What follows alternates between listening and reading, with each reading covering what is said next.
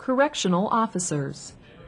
Individuals who have been arrested, are awaiting trial or other hearings, or who have been convicted of a crime and sentenced to jail or prison are guarded by correctional officers. They maintain security to prevent disturbances and escapes.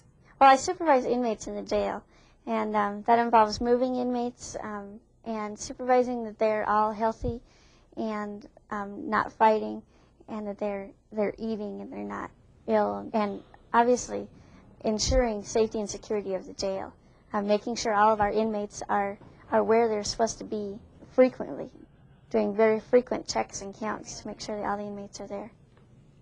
They also escort inmates between jail or prison and courtrooms, medical facilities, and other official destinations.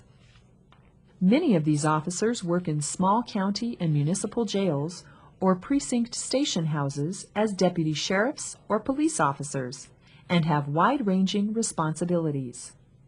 Others work in large state and federal prisons where job duties are more specialized. The fact that we spend a lot of time in a module, in a housing unit with the inmates, and supervising the inmates directly instead of behind glass, that's one of the things that's changing. Correctional officers maintain order within institutions, enforce rules and regulations, and monitor inmates' activities, including working, exercising, eating, and bathing. When necessary, they search inmates and their living quarters for weapons or drugs, settle disputes, and enforce discipline. You have to adapt, you have to change to overcome any situation that could happen. Hour by hour, it changes here. Every situation is going to be different. Every inmate, every employee, every situation is different. And that's what you have to look at. Come on out. Those who work inside the cell blocks remain unarmed, and they are locked in either alone or with one other officer among 50 or 100 inmates. This way. Officers enforce regulations primarily through their communication skills and moral authority. That person has to have a lot of confidence in themselves.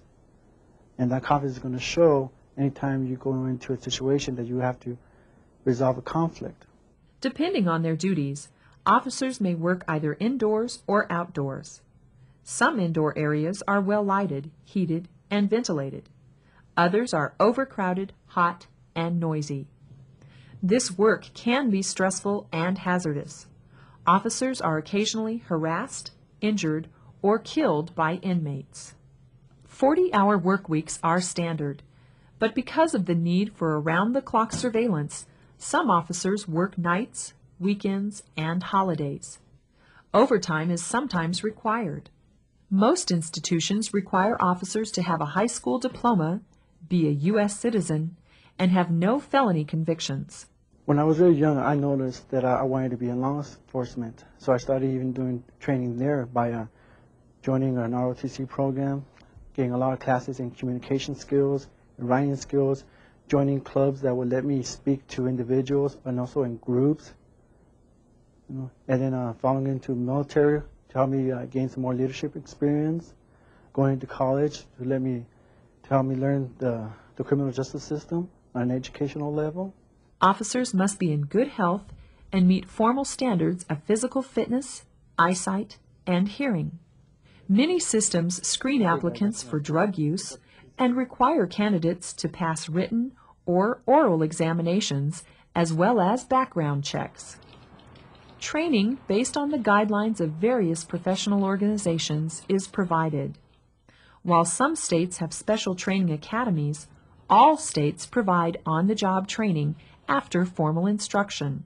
You learn a lot about working with different kinds of people from different cultures, and people that just have a different way of thinking and a different perspective on life than I do. Increasingly, institutions are seeking officers with college educations, particularly in psychology, criminal justice, police science, criminology, and related fields.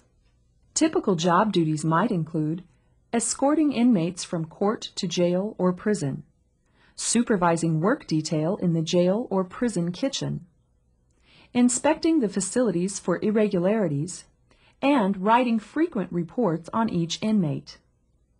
The average starting salary is around $20,000 per year. The recommended education and training includes earning a high school diploma or its equivalent, passing standardized oral or written exams, completing a program at a specialized academy or other formal training, followed by on-site, on-the-job training. The employment outlook is very good. Many facilities are understaffed, and many openings for qualified applicants exist. For additional information, contact the State Department of Corrections or your local sheriff's department.